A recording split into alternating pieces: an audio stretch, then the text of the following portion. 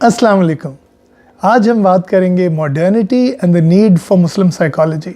इसमें बहुत से फैक्टर्स हैं जिनकी बात करनी ज़रूरी है। तो मैं सबसे पहले शुरू करूँगा ये बात कि modern science, modernity, modern development और इन सारी चीज़ों का इस टॉपिक से कि इस्लामिक साइकोलॉजी की हमें ज़रूरत है या मुस्लिम साइकोलॉजी की हमें ज़रूरत है, क्या ताल्लुक़ है। Let's first start with this concept of modernity. Modernity जो है वो एक पीरियड है, एक अरसा है, एक दौर है। एक डेफिनेशन तो इसकी है। तो अगर आप फ़र्ज़ करें कि हम 1400 या 1500 से बात शुरू करते हैं और जदीद दौर अब जो इस वक्त 21वीं सदी है उस तक आते हैं, तो कुछ लोगों के ख़्याल में ये मॉडर्निटी है, मॉडर्न टाइम्स। दूसरी तरफ मॉडर्निटी जो है एक अंदाज़ है, एक अंदाज़े फ़िक्र है, एक तरीक़ा है सोचने का दुनिया के बारे में, कायनात के बारे में।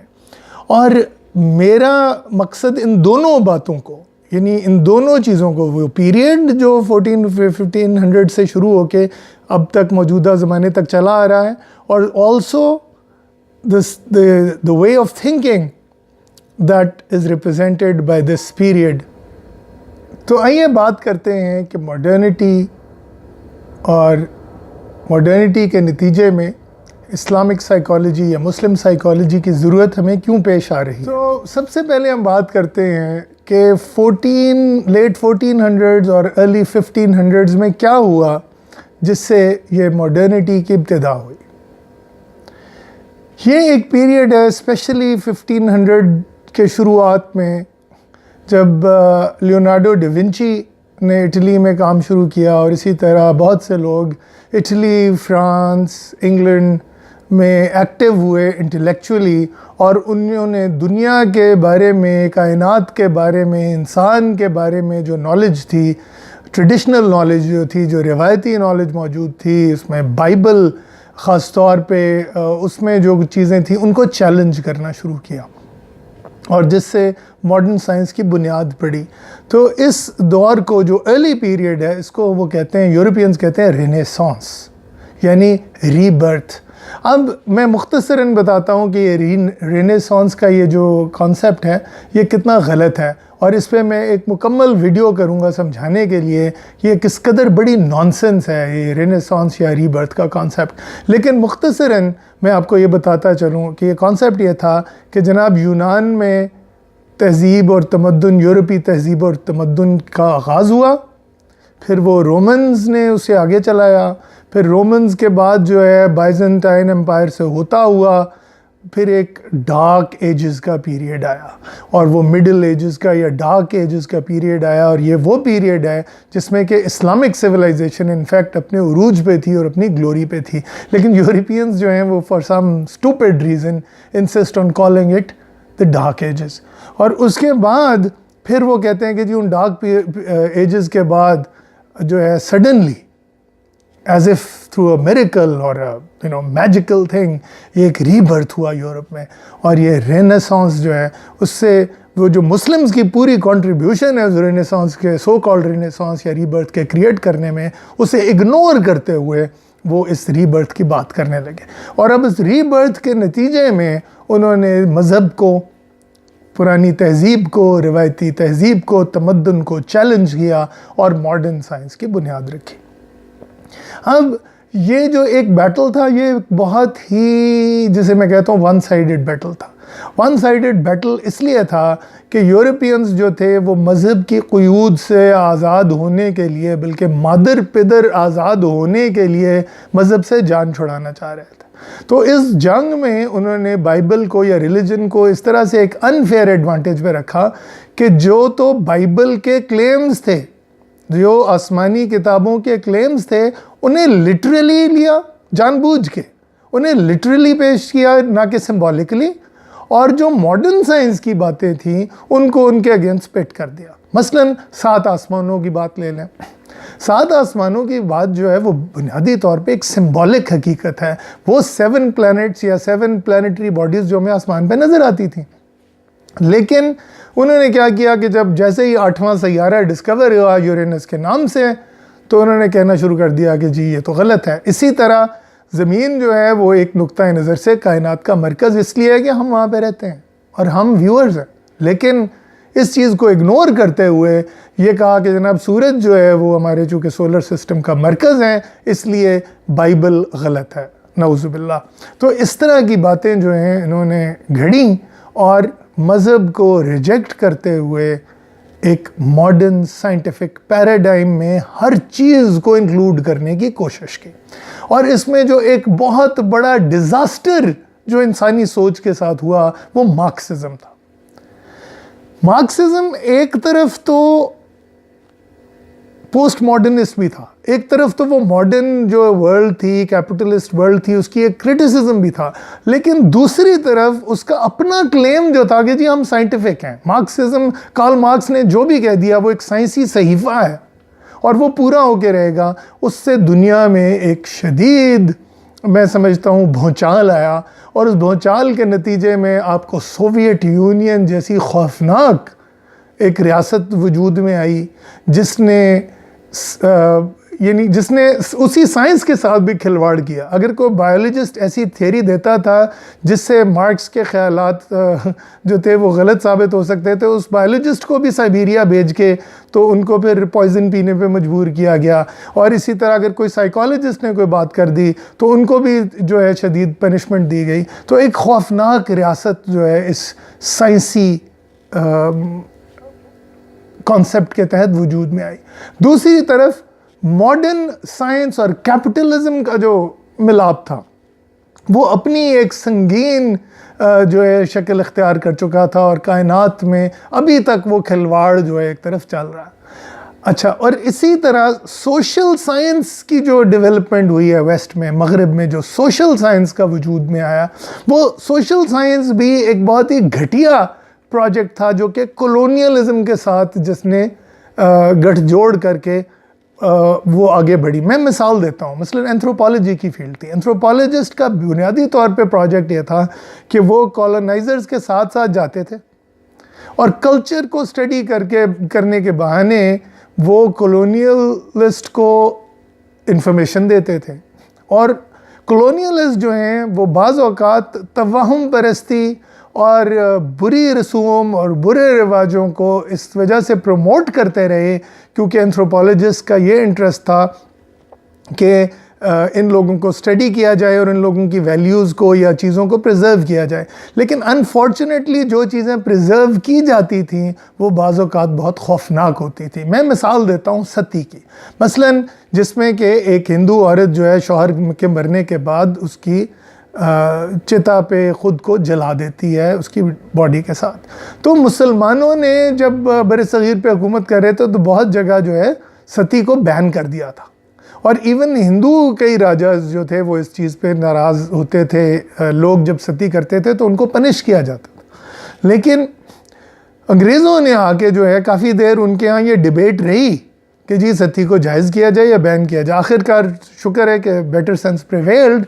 लेकिन बहुत से ऐसे एंथ्रोपोलॉजिस्ट जो हैं वो तवाहुम परस्ती और ग़लत जो डिस्टॉर्टेड रिवायात थीं उनको प्रिजर्व करने में ज़्यादा इंटरेस्टेड थे। यही वजह है कि पाकिस्तान में जो कबायली इलाके जो हमें 1947 में विरसे में मिले उसके पीछे भी यही आर्गूमेंट थी कि इसी वजह से वो लोग जो हैं वो ड्रग्स का कारोबार, नशे का कारोबार, असलहे का व्यापार, इंसानों का व्यापार, स्लेव ट्रेडिंग, खुदा जाने क्या वहाँ पे घटिया और फरसूदा चीज़ें होती रही हैं इतनी देर सिर्फ कबाइल को प्रिजर्व करने के नाम पे, कबायली रवायात को प्रिजर्व करने के नाम पे। हालांकि वो नहायत ही एक घटिया और बेहुदा सूरत हाल थी जिसको अभी रिसेंटली जो है शुक्र है हमने ख़त्म किया। So I am thankful to the government कि ये एक कदम लिया गया। सो एंथ्रोपोलॉजी भी जो थी, वो जो सोशल साइंसेस भी जो वजूद में आई, उसके नतीजे में उनका हमारी सोसाइटी से असल में कोई ताल्लुक़ नहीं था, हमारे इंटरेस्ट से उनका कोई ताल्लुक़ नहीं था। अब यही चीज़ ले लें मॉडर्न साइकोलॉजी को। मॉडर्न साइकोलॉजी जो है वो उसकी ज़रूरत ही हमें इसलिए पेश आई है, इंसानियत को इसीलिए ज़रूरत पेश आई है कि साइंस में से इंसान को तो निकाल ही दिया गया।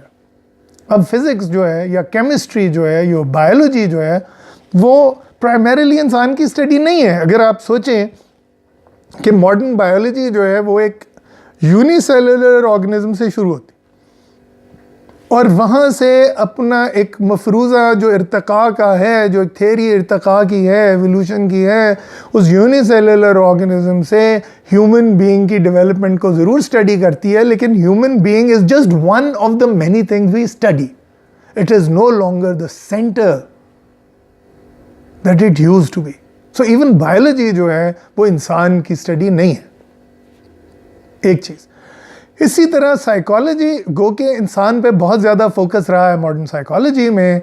उसमें भी एनिमल साइकोलॉजी से लोगों ने बहुत कुछ सीख के तो इंसान पे अप्लाई करने की कोशिश की है. ये लफ्ज़ बिहेवियर जो है, मसलन बिहेवियर यानी जो एक्शंस हैं, without even looking at the intention and without even looking at the mental processes that go behind it, तकरीबन कुछ 60-70 साल का अरसा जो है, जिस तरह मार्क्सिज्म दुनिया पे हावी रहा है, उसी तरह उसी 60-70 साल का अरसा जो है वो बिहेवियरिज्म दुनिया को डोमिनेट करता रहा, जिसमें कहा गया कि जी साइकोलॉजी में हमें इंटेंशन या मेमोरी या लर्निंग पढ़ने की कोई ज़रूरत नहीं है, हमें सिर्फ बिहेवियर को स्टडी करना है. यानी जैसे कि कोई इंसान को रोबोट हो या कोई ऐसी चीज़ हो या कोई ऐसा जानवर हो जिसके पास ज़हन नहीं हो.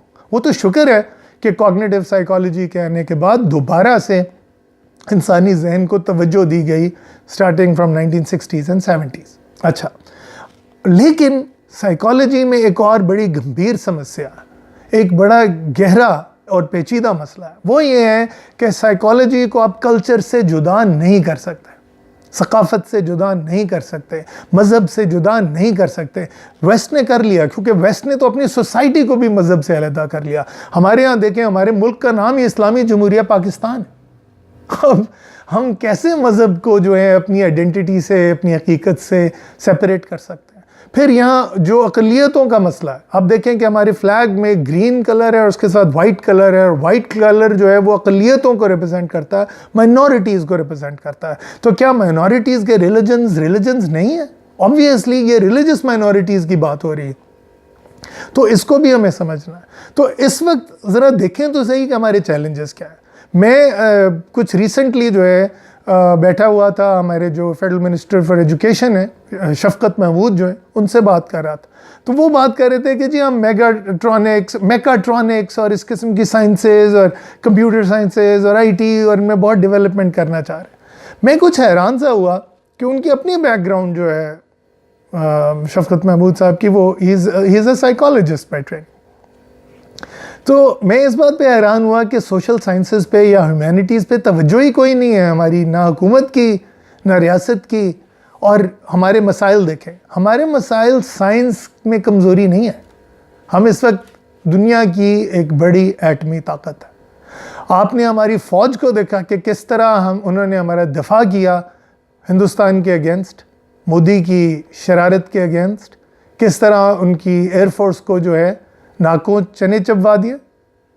सो साइंटिफिक एंड टेक्नोलॉजिकल एडवांसमेंट हमारी ज़रूरत तो है, but we are very well advanced in this area. हमारी मिसाइल टेक्नोलॉजी, हमारी जो आईटी बैक्ड वेपन सिस्टम्स हैं, हमारे जो पायलट्स की स्किल्स हैं, माशाल्लाह ये सारी सेकेंड टू नन है in the world. We have the best armed forces in the world and thank God for that. लेकिन इन चीज़ों के हल के लिए हमें सोशल साइंसेज और ह्यूमैनिटीज़ की ज़रूरत है. सोशल साइंसेज और ह्यूमैनिटीज़ में ओरिजिनल एंड क्रिएटिव काम की ज़रूरत है. Original, creative and innovative. मैं आपको एक सिंपल मिसाल देता हूँ. हम इस वक्त मैरिज और डिवोर्स, इन दो चीज़ों को स्टडी करते हैं. मैरिज और डिवोर्स को स्टडी करने के लिए जब हम वेस्टर्न लिटरेचर उठाते हैं तो वो हमारी हेल्प इसलिए नहीं करता कि वहाँ तो मैरिज का ट्रेंड वैसे ही ख़त्म हो रहा है.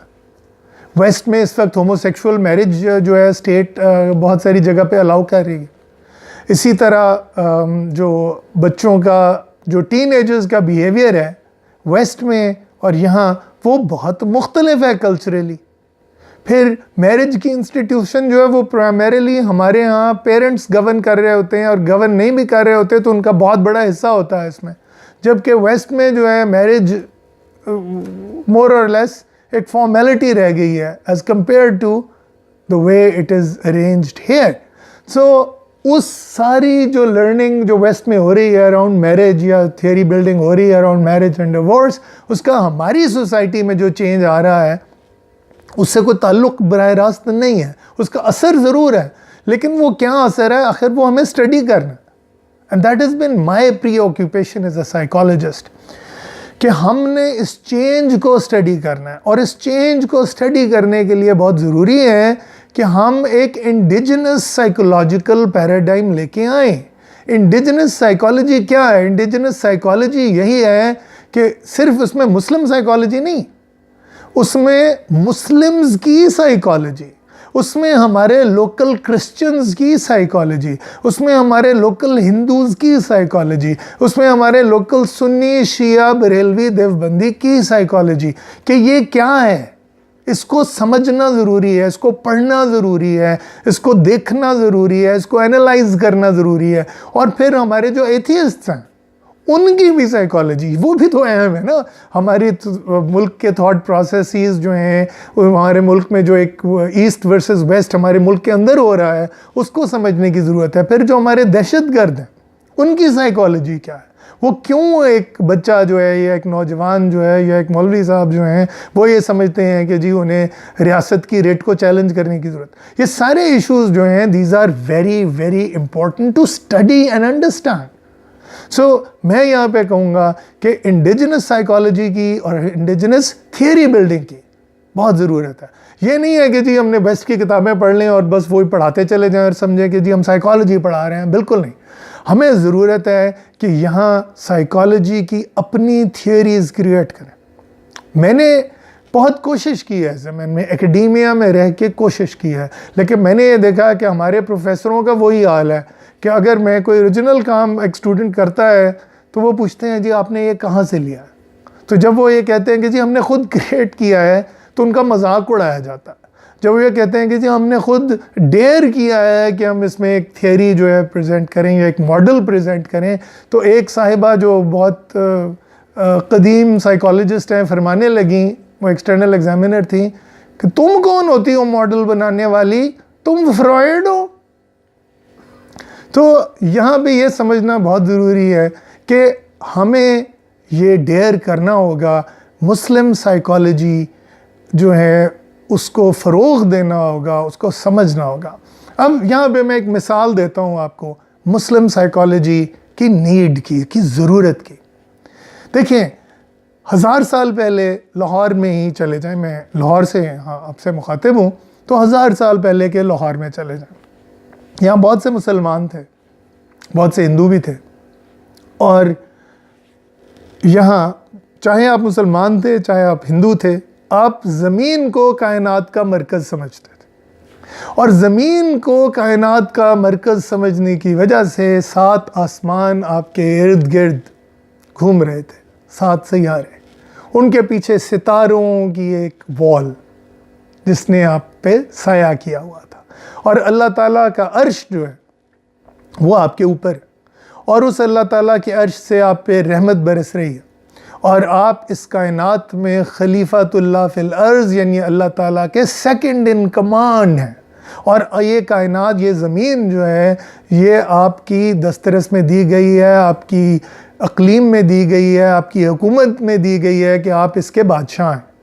असल बादशाह तो अल्लाह है, लेकिन उसके ज़रिए, उसके वसीले से आप बादशाह हैं, यहाँ पे नायब हैं, सेकंड इन कमांड है, उसके खलीफा हैं, और उस खलीफा की बहुत ज़िम्मेदारी है इस कायनात की। मॉडर्न साइंस क्या करती है? मॉडर्न साइंस कहती है जी नहीं, आप कोई खलीफा वलीफा नहीं है, आप एक चींटी की तरह हैं जो एक पत्थर पे बैठी हुई है, और वो भी एक एक्सीडेंटल चींटी है, आपको बनाने वाला भी कोई नहीं है, आपको कोई बनाने वाला नहीं है, आपकी ज़िंदगी का कोई प्री डिटरमाइंड मकसद नहीं है, आप एक मादे से पैदा हुए हैं और उस आपको पैदा करने वाला भी कोई नहीं है, आप महज एक हादसा हैं। वो जो हादसा है वो एक छोटे से पत्थर पे, इस वसी कायनात में एक छोटा सा बेमानी सा पत्थर है ज़मीन, जो कि किसी ने खला में फेंक दिया है, और आप एक चींटी की तरह उस पर चिपके हुए हैं, और आप के पीछे ना कुछ है ना बाद में कुछ है, आप मिट्टी हैं, और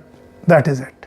अब ये क्या हकीकत है? आप सोचें कि इंसान को उसके बादशाही या खलीफा के तख्त से उतार के आपको बिठा दिया गया कहाँ? एक वटे के ऊपर, और उस वटे और रोड़े के ऊपर बैठ के एक चूंटी की तरह आप जा रहे हैं, जो कि महज एक हादसाती पैदावार। सो इससे साइकोलॉजिकल इम्पैक्ट कितना हो रहा है? एक तरफ कहाँ खुदा का नायब, कहाँ कायनात के मरकज़ ज़मीन पे, जैसे अल्लामा इकबाल कहते हैं ना, खोल आँख ज़मीं देख, फलक देख, फ़िज़ा देख, मशरिक़ से उभरते हुए सूरज को ज़रा देख। तो ये तो रहा ही नहीं, ये मिस्ट्री है, मैजिक है ना। जैसे है कि वो सुकूते लालो गुल से कलाम पैदा कर, नया ज़माना नए सुबह शाम पैदा कर। तो ये तो रहा ही नहीं, आप तो एक बेकार हादसा है। तो इससे इंसानी जहन को एक शदीद सदमा पहुंचा है। पिछले 500-600 साल जो जदीदियत के हैं, उसने इंसानी जहन को बहुत शदीद सदमे से, दुख से दो चार कर दिया है, जिसकी वजह से एक एग्जिस्टेंशियल क्राइसिस वजूद में आया है कि हम कौन हैं, हम कहाँ से आए हैं, हम कहाँ जा रहे हैं। हर इंसान इस चक्कर में मुब्तला है और मादे की परस्तिश शुरू हो गई है। उसी तरह से नए नए बुत बन गए हैं, जमहूरियत का बुत, डेवलपमेंट का बुत, इक्वालिटी का बुत, फेमिनिज्म का बुत। बुतों की पूजा हो रही है, आइडियोलॉजीज़ की पूजा हो रही है, मज़हब को निकाल दिया गया है और मज़हब की जगह आइडियोलॉजी की पूजा हो रही है, पॉलिटिकल करेक्टनेस की पूजा हो रही है। और खुदा ना खास्ता आपके मुंह से कोई उल्टा सीधा लफ्ज़ निकल जाए तो वो ही और शी के चक्कर में ही आप मारे जाएंगे।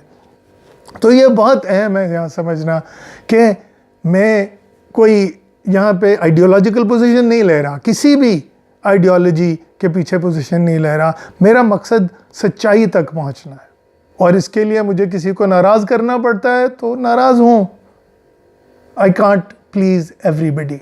लेकिन ये चीज़ मैं ज़रूर कहूँगा कि मुस्लिम साइकोलॉजी की ज़रूरत हमारी सोसाइटी को है, हमारी कल्चर को है, हमारी सोसाइटी को है, हमारी सकाफ़त को है, हमारी रियासत को है। और जितनी जल्दी हम ये समझ लें, देखें हम कहते हैं जी हम सब मुसलमान हैं पाकिस्तानी, गलत, अक़लियतें भी हैं। तो ये जुमला तो गलत हो गया। तो जो भी हमारी जो किताबें लिखने वाला है सोशल स्टडीज़ में, उसको ज़रा रिव्यू करना पड़ेगा कि जनाब नहीं, यहाँ पे अक़लियतें भी हैं। और जब वो बच्चा, अक़लियत का एक बच्चा जब हमारी टेक्स्ट बुक में पढ़ता है कि हम सब मुसलमान हैं, तो कहते हैं नहीं यार मैं तो नहीं। तो फिर हम क्या करें? ये सवाल है, इसको सोचना तो चाहिए ना भाई। आपको तकलीफ़ होती है तो भले हो, लेकिन इस पर सोचें तो सही। इसी तरह आप इस तरह से देखें कि कोई एक बंदा जो है वो कहता है कि जी मैंने सिंधी ज़बान जो है मुझे उससे बहुत मोहब्बत है, शाह अब्दुल लतीफ़ भिटाई की ज़बान है, इस्लाम की ज़बान है, बरसग़ीर में जो है मुसलमान सबसे पहले जो हैं वो सिंधी हुए हैं, तो इसलिए उनका सिंधी ज़बान से बड़ा नाता है। हम उन्हें कहना शुरू करते हैं कि नहीं जी आप ये सिंधी जो कि ज़बान बोलना चाहते हैं तो इससे पाकिस्तान की नफ़ी होती है। भाई आप कौन है ये कहने वाले? आपको किसने ये बेवकूफ़ाना आइडिया दिया है या ऐसी बातें करें? तो इसी तरह कोई पंजाबी बोलता है तो लोग उस पर नाराज़ हो जाते हैं कि जी पंजाबी जो है, कोई कहता है गंवारों की ज़बान है, कोई कहता है पेंडुओं की ज़बान है, कोई कहता है जी ये पाकिस्तान के नज़रिए के ख़िलाफ़ है। And I am telling you we are all Pakistanis, and whether we are Muslims और क्रिश्चियंस और Hindus, we are Pakistanis first. So Pakistani जो है वो एक नेशन वजूद में आ चुकी है। इंडिया को भी चाहिए उसे एक्सेप्ट कर ले, और हमें भी चाहिए हम एक्सेप्ट कर ले। मुझे तो ये शक है कि ये लोग जो बहुत ज़्यादा नज़रिया चीखते हैं उन्हें खुद यकीन नहीं है, और इसलिए वो इस नज़रिए को हम पे भी मुसल्लत करने की कोशिश कर रहे हैं और अपने ऊपर भी मुसल्लत करने की कोशिश कर रहे हैं। बहरहाल ये बहस aside, let's talk about the fact कि हम जो पाकिस्तानी हैं, हमें ये सोचने की ज़रूरत है कि हमें सोशल साइंसेज़ में थियरी बिल्डिंग की ज़रूरत है। हमें सोशल साइंसेज़ में, ख़ास तौर पे साइकोलॉजी में अपनी थियरीज़ बनानी हैं, अपनी थियरीज़ इन्वेंट करनी हैं। इसमें बहुत से लोग जो हैं वो इसमें ऑन देयर ओन भी मेहनत कर रहे हैं, और अब हम जब मिलते हैं तो इस पर बात भी करते हैं। मैंने मुस्लिम साइकोलॉजी की कॉन्फ्रेंसेस भी करवाई हैं as president of Muslim psychology association, जिसके आजकल सदर जो हैं वो डॉक्टर अमजद तुफ़ैल हैं।